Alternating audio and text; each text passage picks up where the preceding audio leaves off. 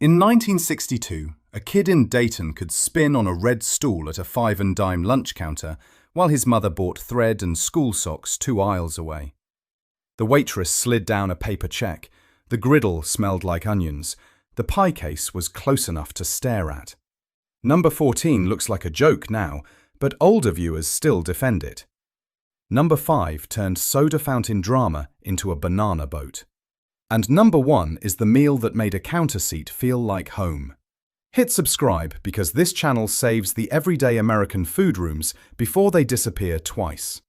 These are 25 forgotten 5-and-dime lunch counter foods shoppers ate before the counters vanished.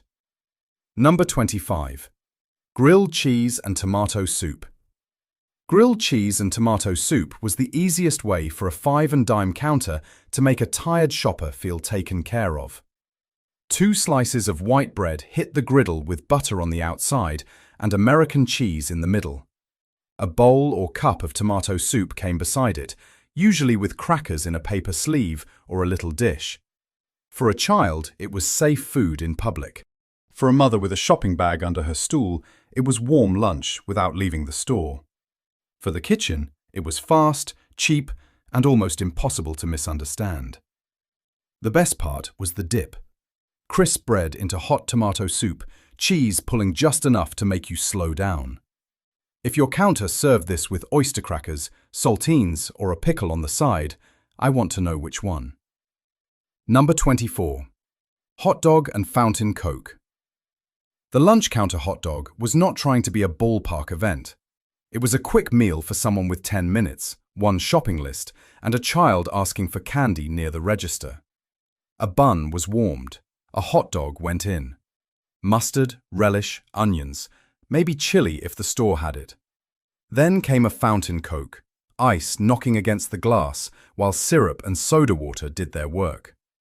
5-and-dime counters understood speed before fast food made speed the whole business. The hot dog did not need a plate story. It needed a napkin, a stool, and somebody behind the counter who could keep the line moving. Number 23. Egg salad sandwich. Egg salad was quiet lunch.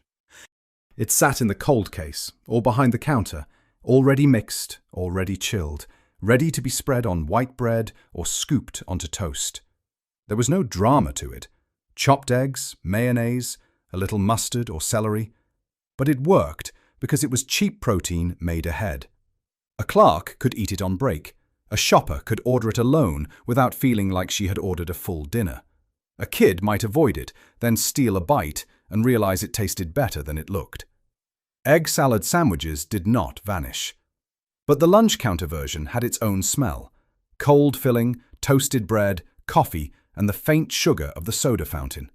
Number 22. Tuna melt. A tuna melt was tuna salad that decided to become lunch with confidence. At the 5-and-dime counter, it could come open-faced or closed, with tuna salad, American cheese, and bread warmed under a broiler or on the griddle until the cheese softened and the edges browned. Modern viewers may see it and think, fish, mayonnaise, cheese, hot bread, why? But in a lunch counter, it made sense. Tuna was cheap. Chairs made it filling. Heat made it feel like a real meal instead of a cold sandwich pulled from the case. The smell was not shy, and that is probably why some people remember it so clearly. If your family had strong tuna melt opinions, this is one of those foods where the comments can split early. Number 21. Cherry Coke from the fountain. Before every flavour came in a bottle, the counter had syrup. A cherry Coke at a 5-and-dime soda fountain was not just a can from a cooler. It was a fountain drink, with cherry syrup added by the person behind the counter, stirred into cold cola and ice until the glass turned dark and sweet. Some people wanted cherry, some wanted vanilla, some wanted chocolate Coke, which sounds strange until you remember that soda fountains were built for experiments.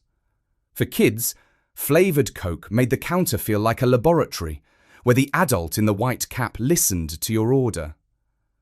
The The drink disappeared from many counters because the counter itself disappeared first. But older viewers may still remember the sound of the syrup pump. Here is the part that keeps this from being only cozy.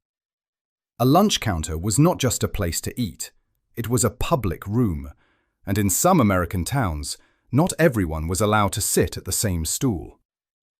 On February 1st, 1960, 4 black college students sat down at the Woolworth counter in Greensboro, North Carolina, asked for service, and were refused. They stayed. That sit-in helped make the lunch counter one of the visible stages of the civil rights movement.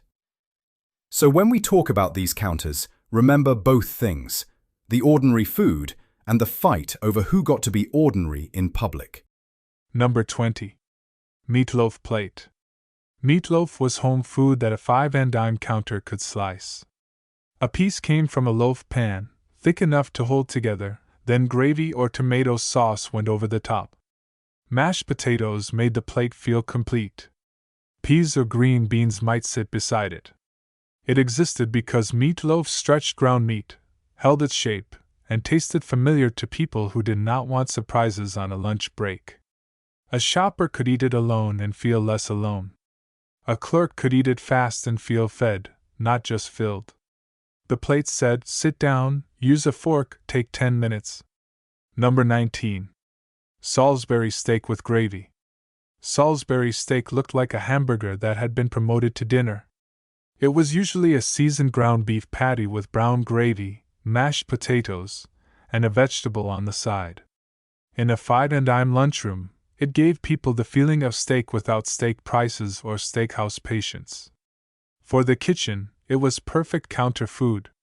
Shape it, cook it, hold it warm, ladle gravy over it when ordered. For the customer, the whole plate was soft, brown, salty, and steady. Excitement was not the point. Lunch had to be reliable enough before the bus, before work, before the next errand. Brown gravy did a lot of emotional labor. Number 18. Hot roast beef sandwich. The hot roast beef sandwich was a knife and fork sandwich, which already tells you it belonged to another lunch world. White bread on the plate. Sliced roast beef on top. Gravy over everything. Mashed potatoes close enough for the gravy to wander. It was not portable, and that was the point. You had to sit down, use the fork, and accept that the bread was going to surrender into the gravy. 5-and-dime counters liked it because it made leftovers look generous and turned a steam table pan into a real meal. Older viewers may remember the exact shade of the gravy better than the store name: light brown, dark brown, peppered, salty, too much or not enough. Number 17. Cream chipped beef on toast. Cream chipped beef on toast is one of those dishes that sounds plain until someone tells you what their family called it. Thin pieces of dried beef in cream sauce, spooned over toast. It was salty, soft, and filling, with toast that started crisp and then gave up under the sauce. By the mid-century years, it made sense on a lunch counter because it was cheap, hot, and fast. Modern food culture does not know what to do with it. It is not pretty. It is not fresh-looking. It is not trying to impress anybody. For some people, cream chipped beef is pure memory on toast. If your family had a nickname for this, I already know the comments are going to get colorful. Number 16. Chicken croquettes with gravy. Chicken croquettes were thrift wearing a crisp coat. Chopped chicken was mixed with a thick sauce or binder, shaped, breaded, and served with gravy. On a counter plate, they could look like small golden cones or patties beside mashed potatoes. Croquettes were useful because they turned bits of cooked chicken into something that felt deliberate. That was the whole lunch counter trick: make practical food look finished. The outside gave a little crunch. The inside was soft and creamy.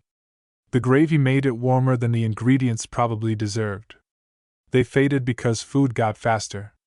A croquette asked someone in the kitchen to shape leftovers into something neat. Modern lunch rarely has time for that kind of disguise. The secret of the 5-and-dime counter was not that the food was fancy. It was that the food behaved. It had to hold under heat lamps, sit in cold cases, fit on small plates, and survive a customer changing her mind after seeing the pie.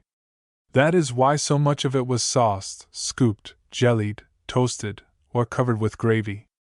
The menu was built for the room. When the room vanished, these foods had to explain themselves. Without the stool, the paper check, and the coffee pot, they started to look strange.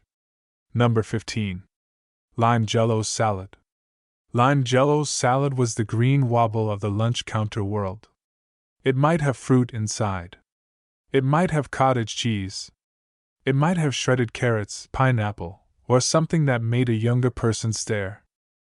But in the mid-century lunchroom, gelatin made sense. It was cheap, bright, cold, portioned, and ready before the lunch rush began. It looked clean in a glass dish and gave a heavy tray one square of color.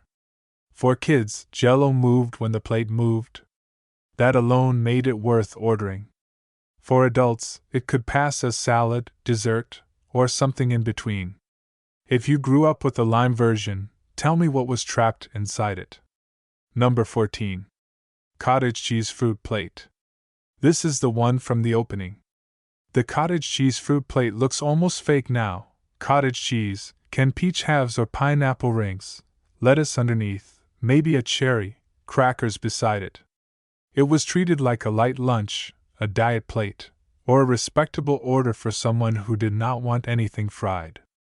To modernize, it can look like breakfast, dessert, salad, and punishment all at once. Earlier shoppers understood the logic. It was cold, neat, tidy, and sensible by the standards of the day. Older viewers defend this plate because it was not trying to be exciting. It was trying to be proper. Number 13. Potato Salad Scoop. A scoop of potato salad could turn a sandwich into lunch. That was its job. Egg salad sandwich, tuna sandwich, ham sandwich, hot dog.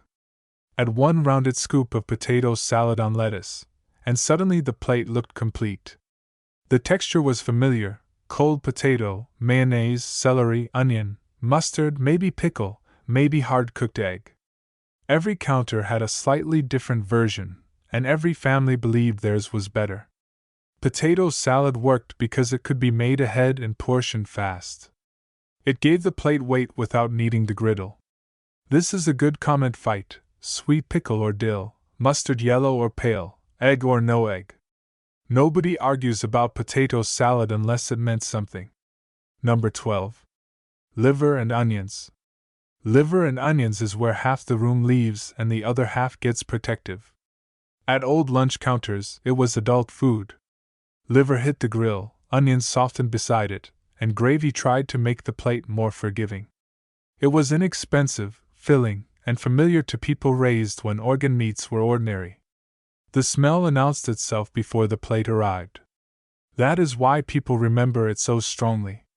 Liver and onions did not hide in the room. It took over the air. Some ordered it because they liked it. Some believed it was good for them. Some children learned adulthood might be dangerous. Did you love it, or did the smell make you leave the counter? Number 11. Welsh rarebit. Welsh rarebit sounded fancier than melted cheese on toast, which is why it had a place on older lunch menus. It was hot cheese sauce over toast, sometimes sharpened with mustard or Worcestershire, sometimes served with tomato or an egg. It was warm, cheap, and old-fashioned. The name confused people even then. No rabbit. No meat. Just cheese, toast, and enough sauce to make a fork necessary. In a five-and-dime lunchroom, Welsh rarebit gave ordinary ingredients a strange little costume. It faded because Americans kept grilled cheese but lost patience for the name. Once the room got faster, nobody wanted to explain rarebit to a teenager staring at the menu. This is where old lunch language starts to matter. Salad did not always mean greens. Special did not always mean special. Plate meant the counter could turn one scoop, one slice, one ladle, and one pickle into a meal. Five-and-dime food was full of words that made practical things sound respectable. That is why some of it looks funny now. We stopped saying rarebit. We stopped trusting Jell-O as salad. We stopped thinking cottage cheese and peaches counted as a public meal. But once, those words made perfect sense on a menu board above a counter. Number 10.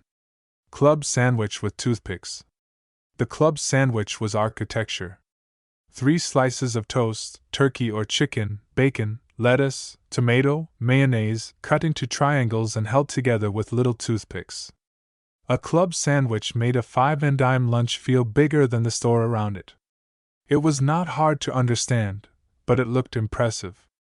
The customer got height, crunch, bacon, toast, and a plate that needed both hands to manage. For the kitchen, it used familiar ingredients and charged more than a plain sandwich without becoming a full hot meal. If you remember those toothpicks, you probably remember pulling one out and watching the sandwich threaten to collapse. Number 9.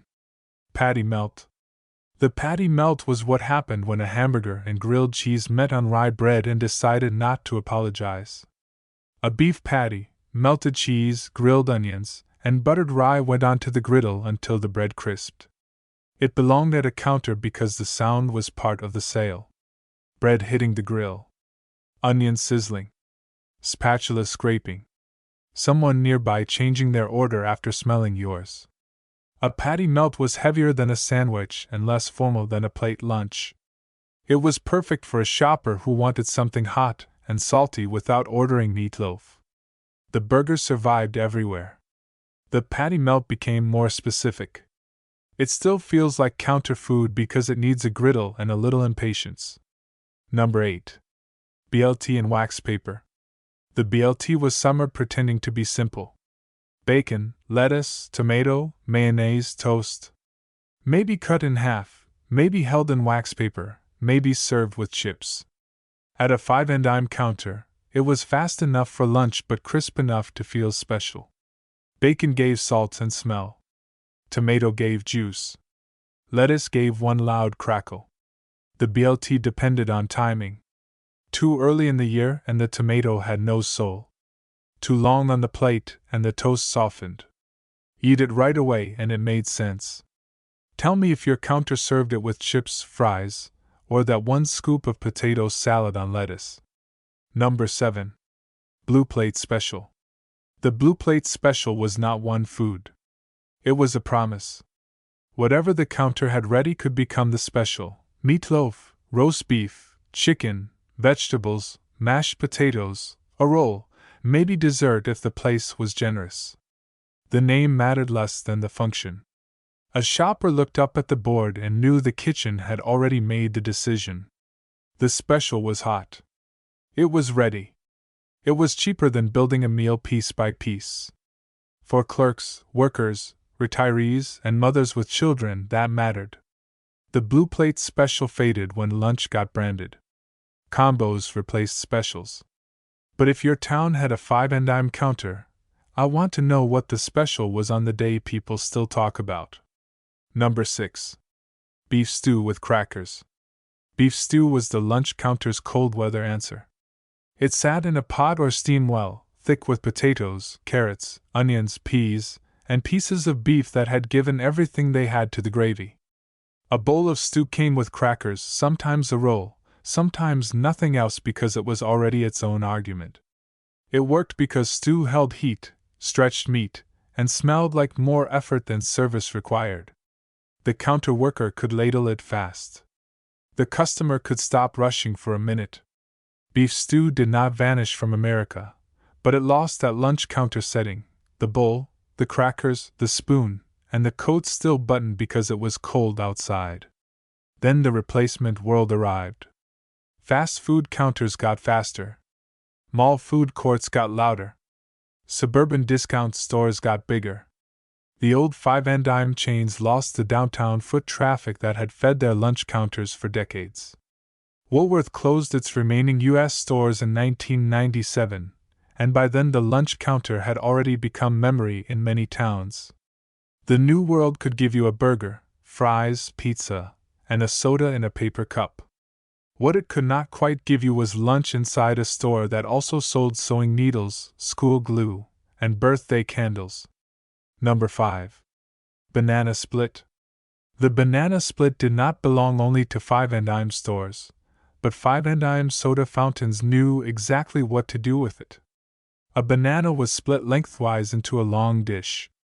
Ice cream went down the middle. Syrup, whipped cream, nuts, and cherries turned it into a small parade. The famous origin story points to Latrobe, Pennsylvania, in 1904, where David Strickler is widely credited with creating the banana split at a drugstore fountain. By the mid-century counter years, it felt like the grand prize. It was too big to be casual and too fun to be sensible. For a kid, it was not dessert. It was evidence that the day had gone unusually well. If your counter served it in a real banana boat, that dish deserves its own memory. Number 4. Pie à la mode. Pie à la mode was the dessert case making one final argument. Apple pie, cherry pie, coconut cream, chocolate cream, lemon meringue. Add vanilla ice cream, and the plate felt twice as rich. At a 5-and-dime counter, pie worked because the customer could see it before ordering. You did not need a menu description. You pointed. The slice came out. The ice cream softened against the crust. That moment matters. Modern dessert often arrives after a sales pitch. Lunch counter pie sold itself under glass. Every viewer had a weakness in the case. Apple, cherry, coconut, chocolate, lemon. Tell me the slice you would have chosen before your mother even sat down. Number 3. Hot fudge sundae. The hot fudge sundae was the counter's small luxury. A dish of ice cream, hot fudge, whipped cream, nuts, and a cherry if the place was doing it right. The magic was temperature. Cold ice cream. Warm fudge. The edge where the two met and started to melt into each other. A long spoon scraping the bottom of the dish for the last streak of chocolate. For the soda fountain, it was perfect theater, quick to make, easy to charge as a treat, and strong enough to make lunch end better than it started. Hot fudge sundaes still exist. But the 5-and-dime version had stools, syrup pumps, a glass dish, and somebody who knew not to skimp on fudge. Number 2. Chocolate malt in the metal cup. A chocolate malt was not just a milkshake.